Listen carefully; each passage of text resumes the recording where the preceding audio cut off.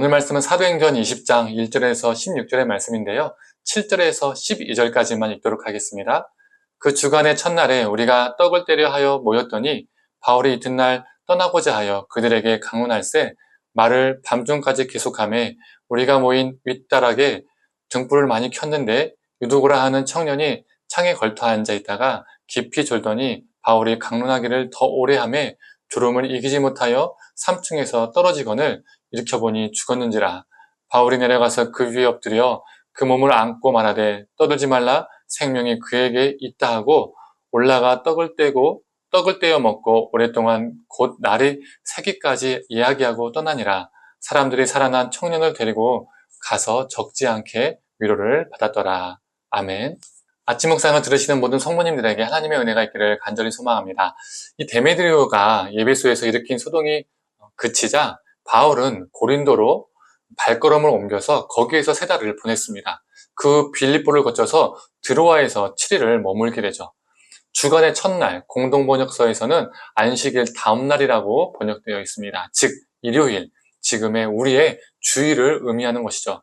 주일에 바울과 바울의 일행 그리고 드로아에 믿는 사람들은 떡을 떼려고 모였습니다. 그리고 바울은 밤이 깊도록 강론을 했습니다. 즉 설교를 했다는 거죠. 밤이 깊도록 전하는 말씀을 전하는 바울의 모습은 성도들에게 하나님의 말씀을 어떻게든 하나라도 더 전해주고 싶은 그 간절함을 느낄 수 있는 대목이죠. 또한 그 말씀을 밤 깊도록 듣는 성도들의 모습 속에서 말씀에 대한 진지함도 찾아볼 수 있습니다. 그런데 생각하지도 못했던 불행한 사건이 일어납니다.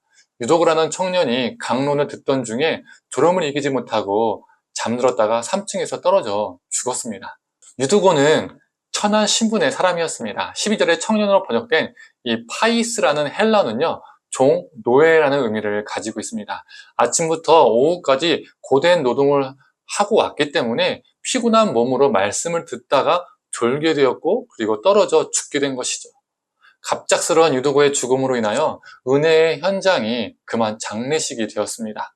그때 바울은 죽은 유두고 위에 엎드려 그를 끌어안고 떠들지 말라 생명이 그에게 있다라고 말을 합니다. 그런데 이 장면은 구약의 2가지 사건을 떠오르게 하죠. 먼저 사르밧 과부와 엘리야의 내용입니다. 엘리야는 자신을 먹여줬던 사르밧 과부의 아이가 죽었을 때에 그 아이 위에 3번이나 몸을 엎드린 채 하나님께 아이를 살려달라고 간절한 기도를 드렸고 아이는 살아났습니다. 또 엘리사도 수넴 여인의 아이가 죽었을 때 그 아이 위에 올라가 엎드려서 자신의 입과 눈과 손을 아이의 입과 눈과 손에 포개었고 그리고 그 아이는 살아나게 되었죠.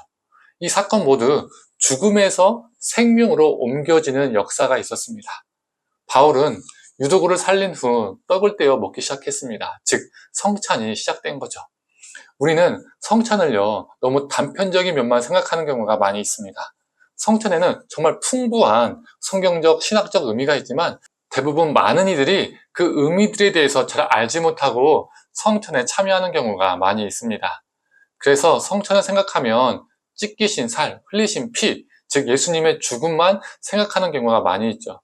그러다 보니 성찬식은 그 분위기가 어떻습니까? 무겁고 장례식 같은 분위기가 많이 나죠. 그런데 만약 예수 그리스도의 부활이 없었다면 성찬식이 있었을까요? 존재했을까요? 예수님이 부활하지 않으셨다면 그냥 죽음에서만 끝났다면 예수님은 하나님의 아들이 아닌 것이죠. 사람들을 이끄는 선동쟁이 그리고 수많은 허풍을 떠들었던 거짓말쟁이 사기꾼으로 끝났을 겁니다. 그 거짓말쟁이를 사람들이 목숨을 걸면서 믿지 않았겠죠. 그리고 이 땅에 기독교도 존재하지 않았을 것이고 더불어 성찬도 존재하지 않게 되었을 겁니다. 하지만 예수 그리스도의 부활이 있기 때문에 성찬식도 있는 것입니다. 예수님은 나의 죽음만을 기념하라라고 말씀하신 것이 아니라 나를 기념하라라고 말씀하셨습니다. 그런데 많은 교회는 성찬식 때 예수님의 죽음만을 생각합니다. 예수님의 죽으심만을 기념하죠. 성찬식에 참여한다는 것은 예수님의 죽으심을 기념하는 것뿐만 아니라 예수님 전체를 기념하는 것입니다. 또 그 안에는 부활도 포함이 되어 있죠. 빵과 포도주를 먹는다는 것은 예수 그리스도의 고난과 죽으심, 그 사건은 나의 사건으로 받아들이는 것 동시에 더불어 부활의 사건도 나의 사건으로 받아들인다는 것입니다. 성찬식에서 빵과 포도주를 먹는다는 것은 부활의 소망을 가지며 이 땅에서 살겠다라는 다짐이기도 합니다. 오늘 본문을 보면 첫 번째, 안식일 다음 날, 즉 주일, 주일이 무슨 날입니까? 예수님이 부활하신 날에 성도들이 모여서 함께 예배를 드리고 있다는 겁니다. 두 번째, 죽었던 유두고가 다시 살아난 역사, 즉 부활의 역사가 있었습니다. 세 번째, 믿는 자들은 예수님의 부활을 기념하는 성찬식에 참여를 했습니다. 이 첫 번째, 두 번째, 세 번째 공통점이 무엇입니까? 부활입니다. 이들은 이 예배 속에서 무엇을 경험하게 되었을까요? 당연히 예수 그리스도의 부활의 능력과 감격을 경험하게 되었겠죠. 분명히 부활의 소망으로 가득 찬 현장이었을 겁니다. 12절에 적지 않게 위로를 받았다라고 말합니다. 공동번역, 표준세번역은요, 한없는 위로라고 표현하고 있습니다. 부활의 소망으로 인하여서 한없이 부어주시는 위로의 은혜를 그들은 경험했다는 것입니다. 저는 이 말씀을 준비하면서 이 장면을요, 머릿속에 한번 그려보았습니다. 부활의 연속인 거예요. 부활의 역사로 그들은요, 기쁨이 가득 찼을 겁니다. 이 드로아에서의 예배가 우리의 예배, 우리의 삶의 예배가 되었으면 좋겠습니다. 부활의 주님을 경험하는 예배, 부활이 나의 참 소망이 되어 살아가는 삶, 이 부활의 역사가 저와 우리 성도님들에게 넘쳐나기를 간절히 소망합니다. 함께 기도하겠습니다. 하나님, 이 드로아 예배의 현장은 부활이 넘치는 현장이었습니다. 부활을 기념하는 주일에 함께 그들은 모였고, 또 유두고가 살아나는 부활의 역사를 경험하였고, 또 부활을 기념하는 성찬식에 참여했습니다.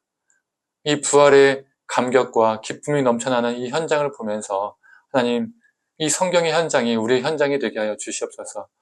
우리의 예배 속에서, 우리 삶 속에서 예수 그리스도의 부활의 감격과 은혜가 날마다 넘쳐나게 하여 주셔서 우리에게 생명력 있는 삶을 살 수 있도록 우리를 붙들어 주시고 함께하여 주시옵소서. 감사드리며 사랑에 많으신 예수님의 이름으로 기도드립니다. 아멘.